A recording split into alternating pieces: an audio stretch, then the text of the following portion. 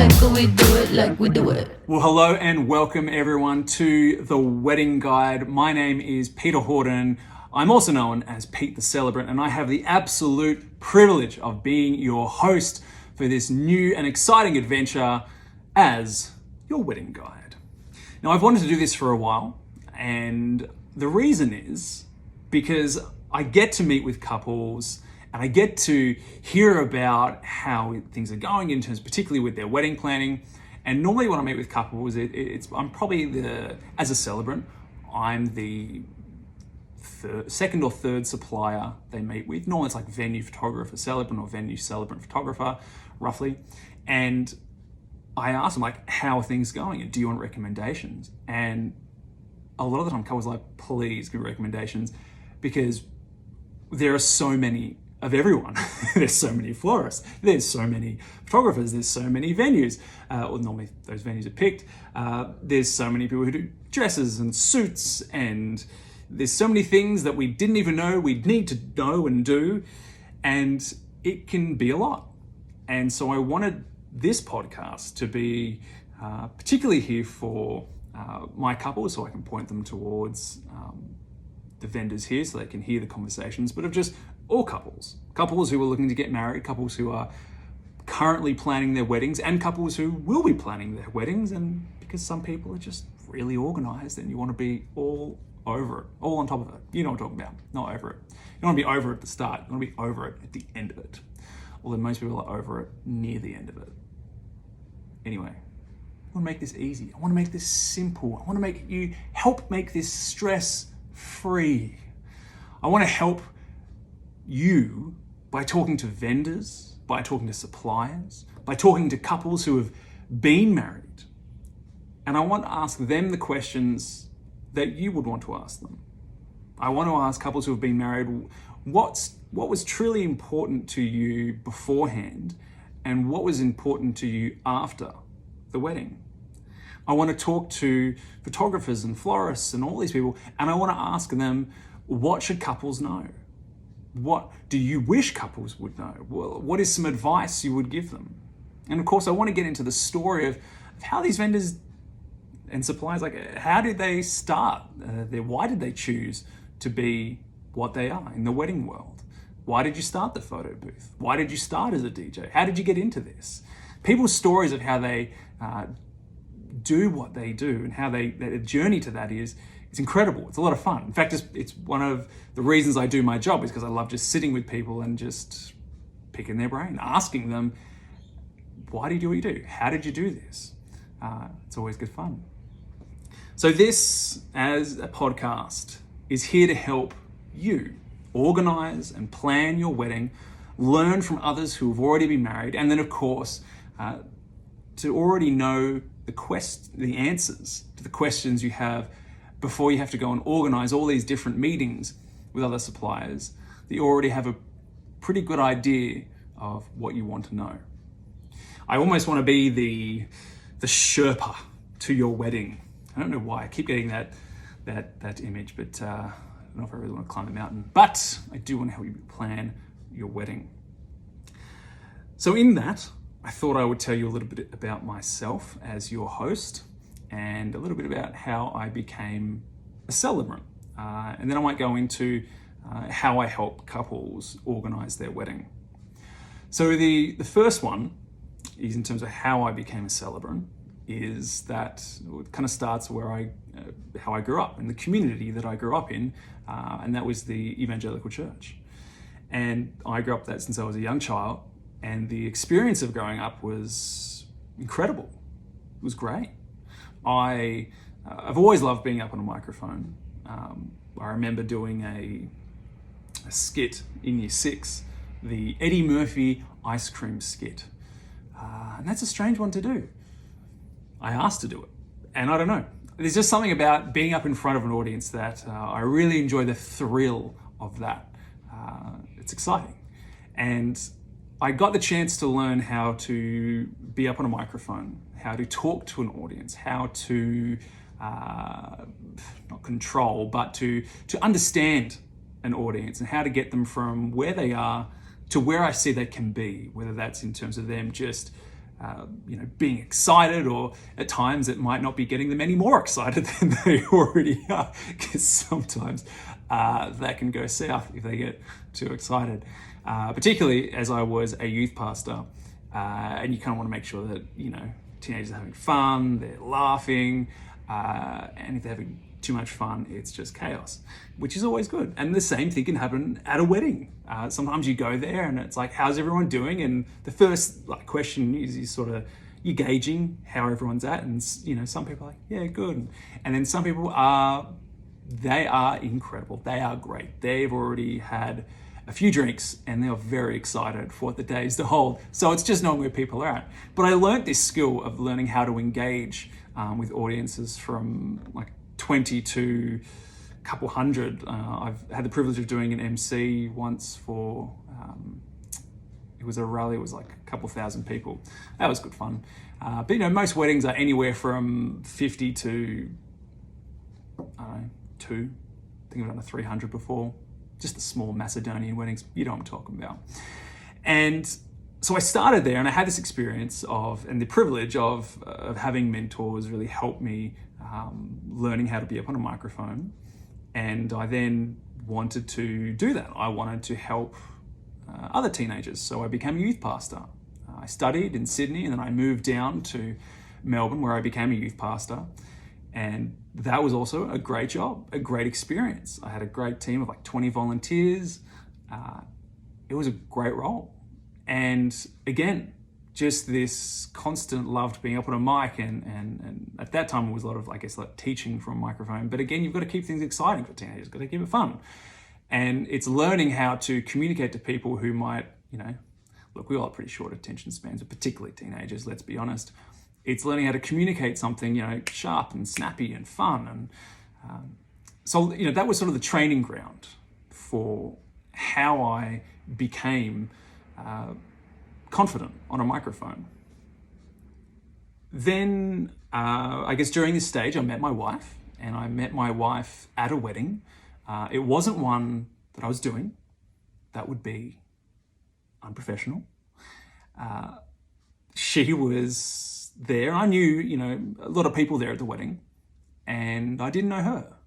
And she was this beautiful 7-month pregnant young lady who was just walking around, and she didn't have a ring. I checked. There was no one there with her.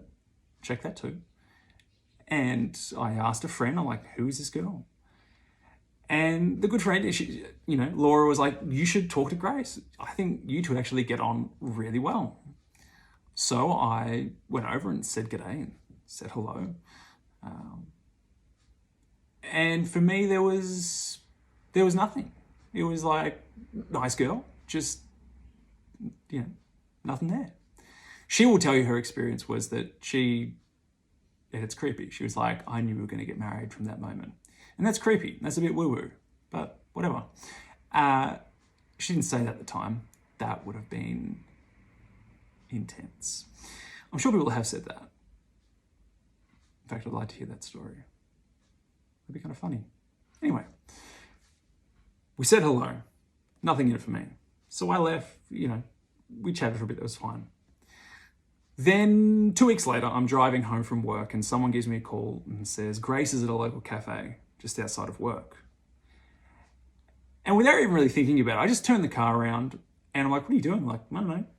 Let's see what happens. Parked, walking to the cafe, looked over, I was like, oh, Grace, what are you doing here?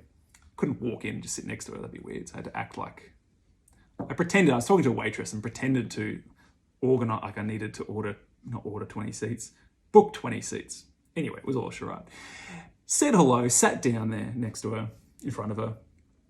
And as we're talking, where there's normally that 6-month barrier of just being very self-conscious of what you say and what you share, and not oversharing, but just enough to, keep the person interested and just enjoying where it's going.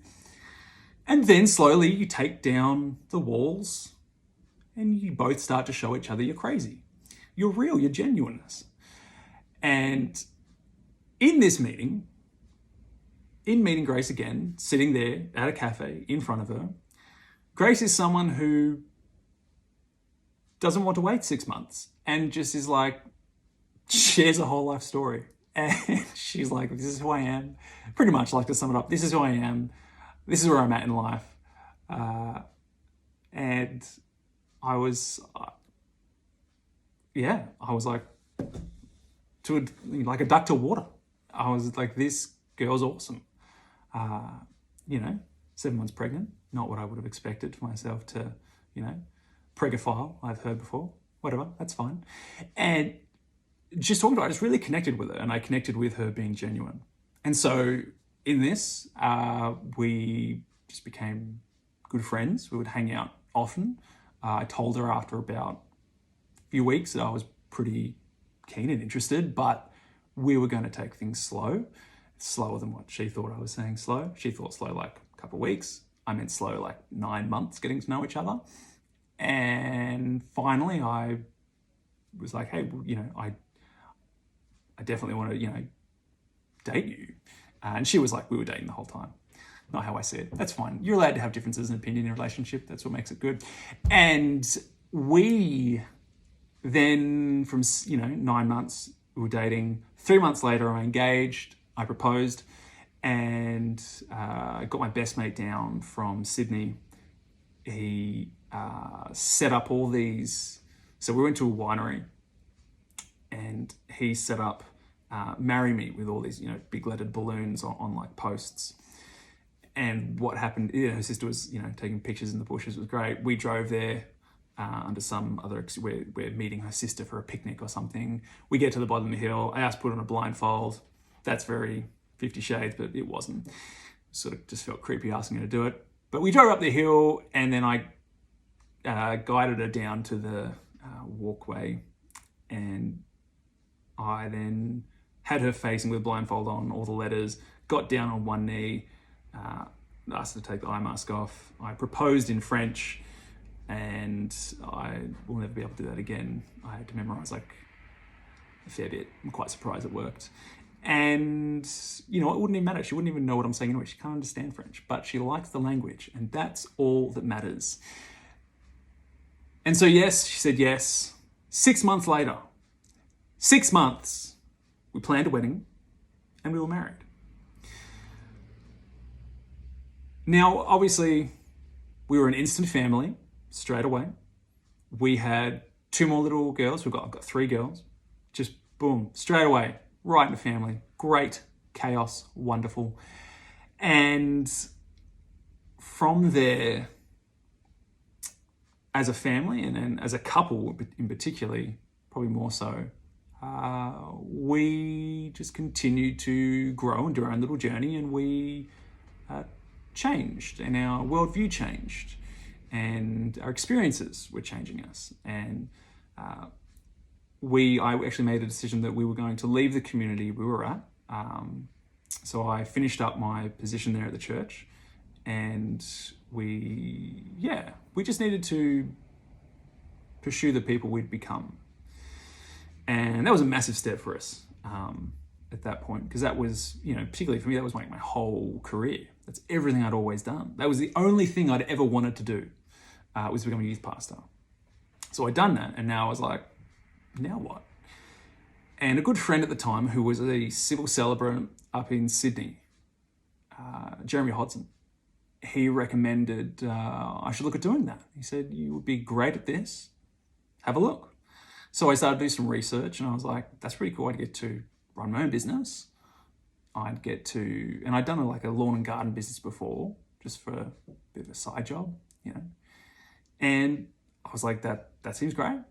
But the most important thing that I love doing, probably other than being on a mic up front, is just sitting with people and asking them questions and finding out more about them and learning their story and learning more about them. People's stories are fascinating when you get into it. And I figured that's pretty much the main role of the job. I can't do what I do up front with friends, like, doing their wedding ceremony. I can't do that well if I can't get to know the couple well. So it's of huge importance to me to be able to sit with a couple for a few hours and not that it gets like weird and heavy, but it's just, we just sit over a drink and we just chat. And what I love is when couples get talking about themselves, even couples who have been together like 10, 11 years, and I'm asking them, so when did you first meet? What was that like? I'm like, where were you? It's crazy how it's almost like it's a trip down memory lane, and couples love it because you start with, again, it's a 10-year couple. They've finally said, yep, we're gonna get married. This is the year. We got engaged 2-3 years ago, but we decided this is the year. And you meet, and I'm asking about that first day 10 years ago, and they're like, oh gosh, you're testing me. And they start thinking back to it, and they go, well, it was at, was it the Richmond, the Bridge Hotel, or it was in the city, or, it was something. And then someone will remember, oh, and you were there with this friend, oh, for this reason. Yeah, that's right, it was a party. And you start to ask them that, and then you start to ask, so like, how was it when you met each other? Was it weird? Like, do you remember it? And most people are like, we were pretty drunk. That's like, fair enough. It gets a bit hard to recall all these things. But then you start asking all these questions and finding out this huge journey from meeting when you were younger, normally, it always changes. But, 10 years or 5 years, sometimes even 3 years feels like a long time. And you've got a lot of stuff to cover. And a lot of things can happen in that time.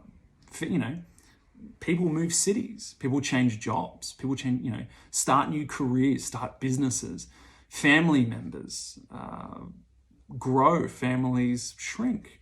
There's a lot of things that go on in people's lives, and it's exciting to sit there and hear people's journeys together. And it's really exciting for couples to share that as well.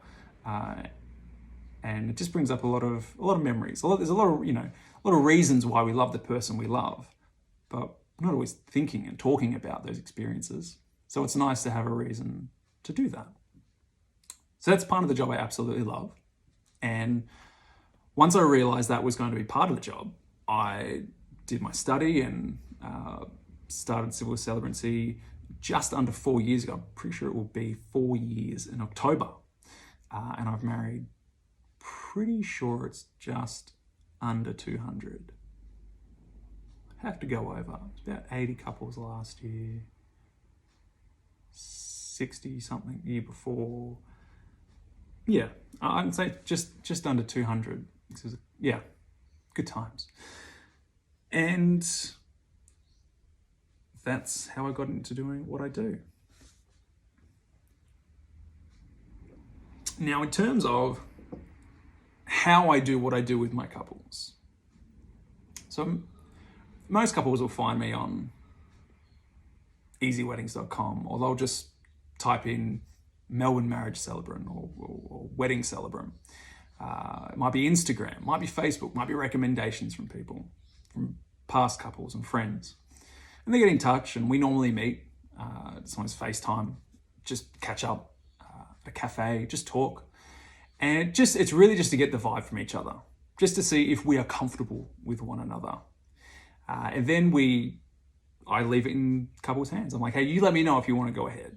And when they're like, yes, just send them a whole bunch of documents. So basically, I'll send the framework that I take couples through, just pretty much a blank wedding document that's got a few things in there just to give couples a bit of a gist, a bit of a guide of this is what it could look like, but it doesn't have to be. There's lots of little things you can change. Like you don't have to have that break of the signing in between if you don't want. Some people want that. They want family members to, be part of, to see the signing, have photos there. And there are some people who are like, we can skip that. Like we can end on the kiss. It's like, yeah, you do whatever you want. You don't have to have readings if you don't want, or maybe you do want readings and I can send you some recommendations. Then I send them a whole document of vows, the legal vows of the one sentence you must say. And then of course, a whole bunch of samples of what you could say, just to help spark some ideas. And then, I've sent in these documents, There's a form on my website that I get them to send because as a celebrant, I look after all the legal documents as well. And notice of intent, declaration of no legal impediment to marriage, marriage certificate, all the fun stuff. So a couple simply has to come to me. I handle all of that, but I ask them to fill out one form. They fill that out. I can then pre-fill all the other forms and I take them through that process in terms of the legal documents. Then we catch up around 3 to 4 months before the ceremony. And we sit again, it's like, how's life going? How's it been, all your suppliers doing well? Are you doing well? Do you have any issues I can help with? And we sign the document, I get them to double check everything, spelling and dates. Then we go through the story. Again, my favorite bit. And it's just asking them, again, how did you meet? And it's asking them that story, and it's asking them, what are some significant moments in your life since you've been married? Since you've been dating. Because you've got to, think of like, what I go for is sort of your origin story, then, how you met, whether it's Tinder, whether it's just through friends, whether it's, you just walked out of a club and you saw each other and it was like, let's start chatting. All these different things. And then you've got proposal, but in between proposal and meeting each other, there's a lot of stuff. So normally it's like meeting each other, origin, go to whenever you started dating, that little process. And then significant moments of things in between, travel, family, things like that. And then with proposal, you're also, I want to find out similarities. What are dislikes? What are the things that really just irritate you about each other? Because of course you love each other, but a great story is not going to simply be about that.